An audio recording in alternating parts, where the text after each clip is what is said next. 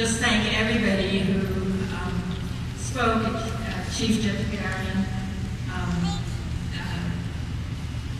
Justice Tomjanovich, Esther, Eric, Janice, Danny, Tom Fraser, Harriet, Judge Lansing. It's just wonderful, and thank you all for the lovely things you said, and I'm so honored to be part of this illustrious bench.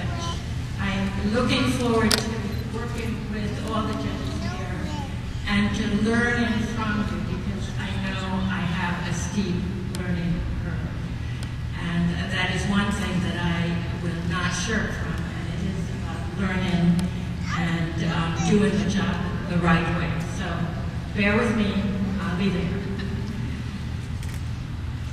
And thank you, members of the court who are here. The judges from the Court of Appeals are Ramsey County Judge Bohr, who I really probably followed in the way she became a judge, which was to also be elected, and so she was also a role model. But I also want to acknowledge our distinguished guests, friends, and family who honor me with your presence here today. And I know that you have seen and met my family, my husband Richard, our son Aaron, and daughter Jessica, and one of my 9 brothers, Edgerton, and his wife Margaret, who came all the way from tropical Jamaica last night to be part of this event, and we really treated him well because we brought snow. And it's a moment when I wish my parents could be here, but as you know, they are deceased.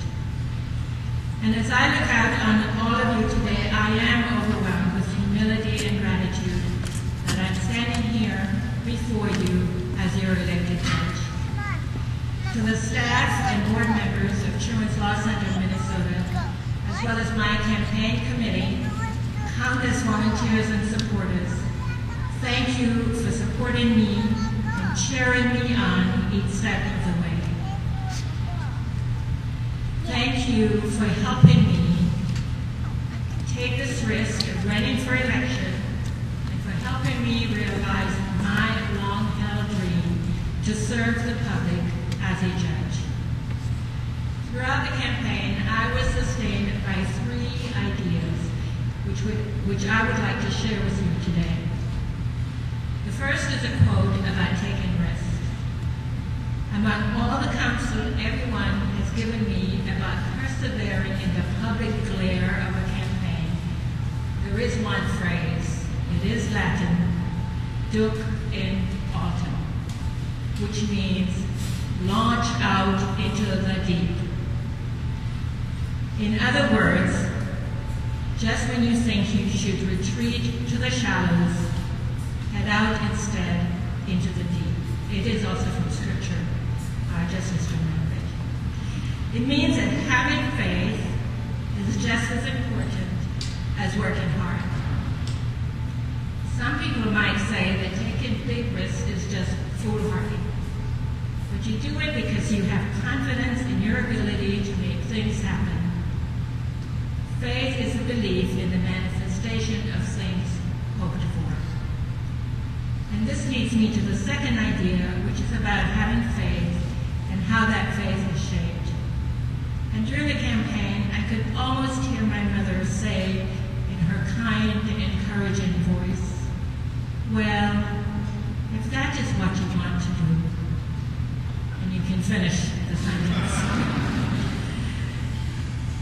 You see, my parents taught their children to take risks for others, to pursue our dreams, and to stand up for what we believe in.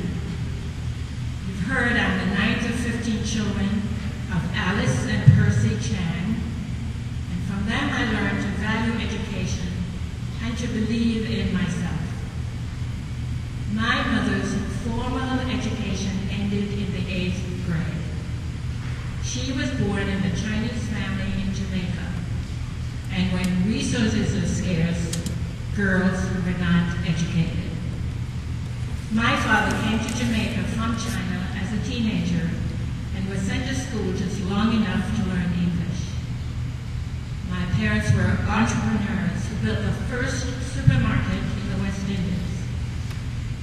It is through their sacrifice, persistence, and hard work that we all completed high school, which in Jamaica is not free. My parents paid tuition for all of us. 10 of the 13 children who survived into adulthood completed college, and 6 earned master's and doctoral degrees.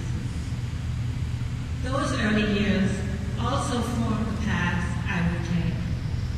Growing up in Jamaica with parents like these, I was shaped by Jamaican, Chinese, and Catholic values. Respect your elders and look out for those who are weaker than you.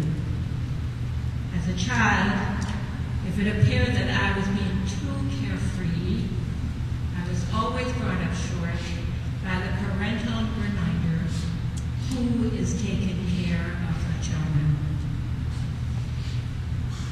Finally, there is another woman who nurtured my faith in myself and helped me to have confidence in my ability. Rosalie Wall was the first woman on the Minnesota Supreme Court. I got to know Justice Wall when I clerked at the court in 1991, at the same time that I became acquainted with Justice Tomjanovich and Justice Simonette, who I know is in the audience. Justice Wall gave me a copy of a speech that she gave to the Minnesota Women's Meeting at the announcement of her appointment to the Minnesota Supreme Court. I have kept it all these years. In her speech, Justice Wall wrote of what it had meant to her to be a woman, and I quote, "Foot in nest, wing in sky, bound by each, horror eye." But, she continued, now I know it is possible to soar, to know the vastness of the sky, and then come back fully to the nest, enriched by the vision of the whole and by the exercise. My desire to be a judge evolved from those days at the court. In my experience as a lawyer, I too have learned what it is to soar, to experience the vast expanse of the law, and to fulfill my aspiration to be a judge. Justice Wall, you are a model for me. You, like me, went to law school later in life as a non-traditional student. And I will say this in the third person, Justice Wall was a pioneer in the legal profession. And I don't know if you remember this, but on the copy of the speech that she gave me, Justice Wall wrote, "Carry it on, Gail." I can't say it quite the way that you can, but it was carried on, Gail. And through all these years, I have been inspired and sustained by those words. As a judge, I will be sustained by the knowledge that you all have faith and trust in me, and for that I'm very thankful. And so, Duke and Alton, if that is what you want to do, and carry it on, Gail, will not be mere phrases, but will remind me that some risks are worth taking if you have confidence and faith in your ability to make things happen. I will work hard to be the best judge I can be, so that justice, fairness, understanding, and compassion are the hallmark of my country. Thank you very much.